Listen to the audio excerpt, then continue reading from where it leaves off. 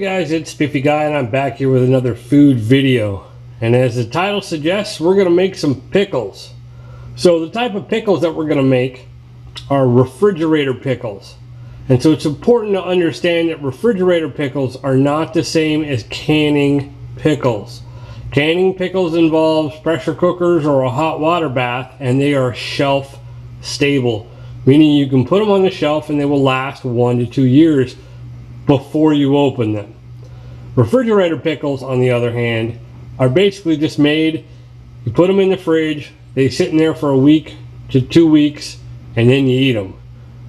I've seen anywhere from 3 to 6 months on total shelf life in the fridge, but I kind of look at this as a way to prepare the food and not a way to store the food. So if you want to look for canning, I can't give you any recommendations on that, but I can turn these cucumbers into pickles in the fridge in 24 hours or less. So that's what we're going to do. So I have my pickles here, or my cucumbers. This is a national pickling cucumber. It's starting to get a little yellow here, so it's kind of definitely at its size. And the rest of these are market mores.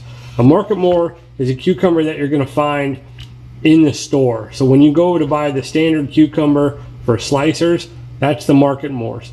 These don't make the best pickles in the world because they have a tendency over time to get a little mushy. We're going to try them out as refrigerator pickles. Whereas cucumbers like the national pickling or the French pickling that I have, they're designed to be used for pickles. So let's take a look at the ingredients that we're going to need. Okay, so let's talk ingredients. First off, I didn't come up with this recipe. I found it online. My daughter wanted to have bread and butter pickles. I was going to make dill pickles because I have dill growing in the garden, but she wanted fancy bread and butter pickles. So that's what we're doing. So the recipe I found was from the Brown-Eyed Baker, and I'll put the link down in the show notes. But essentially what we need is, well, we need cucumbers. We're going to need about 5.5 cups of cucumbers. So I don't know if I'm going to have enough, but if you have leftover brine, that's okay. We're going to need our spices, which is going to be yellow mustard seed. That's the whole seeds, not the ground. You want the whole stuff in there. Turmeric, we're going to need a little bit of, which just a warning, this will stain everything yellow, so be careful. And whole celery seeds. And then we're also going to want a sweet onion. We're going to want some brown sugar, some regular sugar, and then the first thing that we're going to need is some salt. You can use kosher salt for this recipe. You don't have to have pickling salt. Essentially, pickling salt is just salt that's ground really fine so it dissolves well. We're actually using the salt before we actually make the brine, so the salt won't actually go in the brine, so don't worry about that. Good kosher salt is fine. So the first thing we need to do is we need to wash our cucumbers, and then we're going to cut them. Alright, since my daughter wanted fancy pickles, we're going to use the mandolin slicer. Now I have this set on about 3/16, so just shy of a 1/4 inch. Either way, you don't have to use a mandolin slicer. I'm just doing it because it has this nice little crimpy pickle slicer thing. I don't know, she wanted pretty pickles, so we're making pretty pickles. The daughter gets what she wants. You can use a knife. That's fine. Just cut them, kind of uniform. You want them thin so they don't get too thick. Just be careful because these things are dangerous and knives are dangerous too. So, any way you slice it, be careful. Okay, so now that we have our pickles all cut to a nice uniform size and they're all fancy with the crinkle cut there, what we're going to want to do is we're going to want to cover these with salt. And so we're going to take about a tablespoon to 1.5 tablespoons of kosher salt, and we're going to mix it in with all of these. That's going to draw out a little bit of water in there. And so that allows the cucumber essentially to kind of soak up some of the vinegar and the flavor and stuff. So, and that's what the recipe says to do. So that's what we're doing. I've seen a couple different recipes where they say 1 tablespoon to 1.5 tablespoons. So just kind of use your judgment on this. We're going to end up washing the salt off afterwards anyway, so don't worry too much about salt intake and that you're going to explode or anything. So once we have it all covered in salt, we'll cover this up with a little clear plastic wrap and stick it in the fridge for about an hour to an hour and a half. It kind of varies depending upon what recipe you look at. And so once we're done with that, we'll come on back and talk about the next part. Okay, so it's been an hour, and you can see all that water in there has been pulled out by the salt. That's all the water being pulled off of our cucumbers. Up here, right up there, I have our onion, okay? And so what we're looking for is really thin strips. I used the same crinkle cut blade, and I lowered the thickness a bit. And over here, which you can't see, is the jars. Okay, so I'm using the big quart jars. I got 3 of them. I don't know if I'll need all 3, but we'll see. And what I did was I just used soap and hot water to clean the jars, the lids, and the rings. Okay, so once again, this is not canning, so I don't need to put the jars into boiling water and all that sort of thing.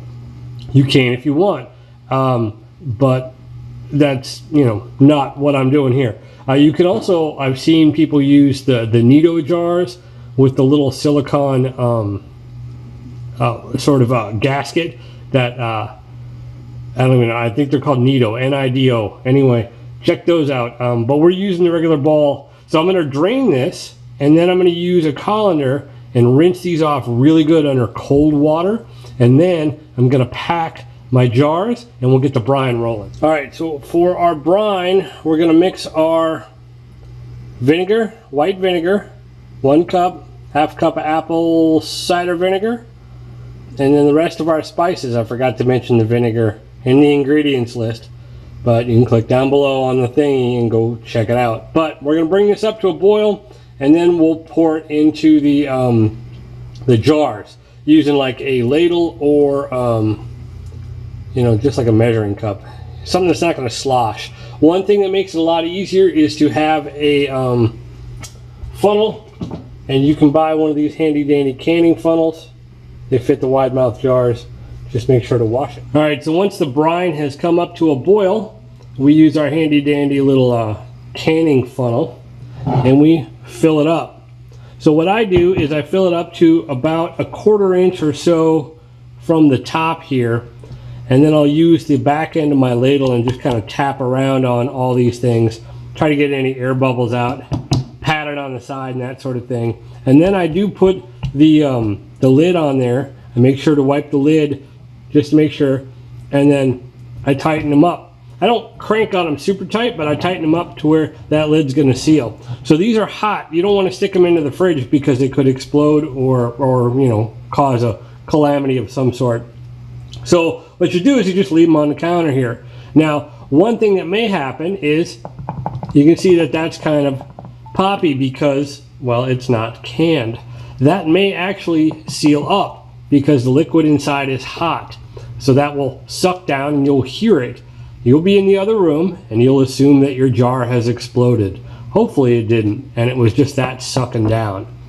If that doesn't pop down, it's not a huge deal. Some people just do this in a bowl and then just put plastic wrap over it and let it sit and then eat the pickles the next day. You got a party going on or something, that might be something kind of cool to do.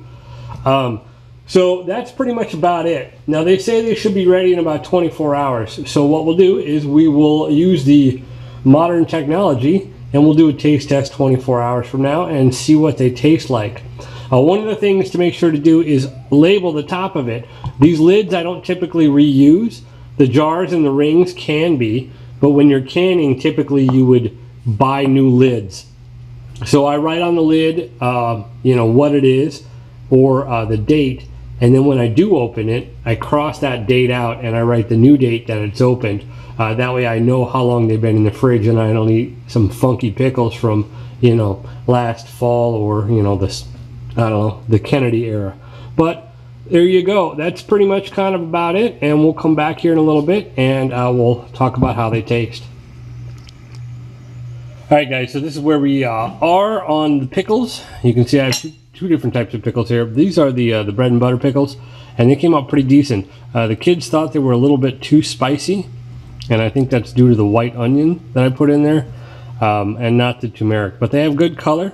You can see they're a little floppy, and these are the Market More cucumbers. So this would be like what you would find in the store. These are the dill pickles that I made quite a while ago, and you can see they're a little bit more robust.